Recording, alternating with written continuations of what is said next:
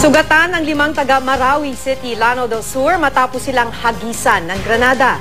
Kabilang sa kanila ang anak ng re-electionist mayor ng lungsod. Kilala na raw ng pulisya kung sinong nasa likod ng pagpapasabog.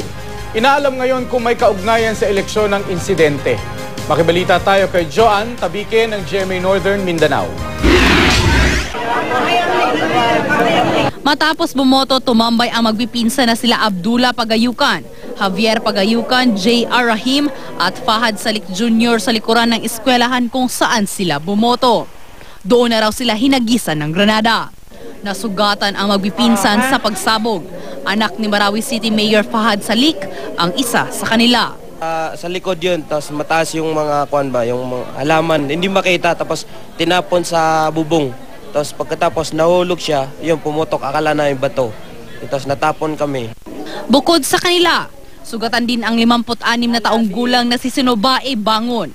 Nasa kanyang bahay noon si Bangon, nakatabi lang ng lugar na pinagsabugan ng granada. Nasira rin sa pagsabog ang ilang gamit sa bahay ni Bangon.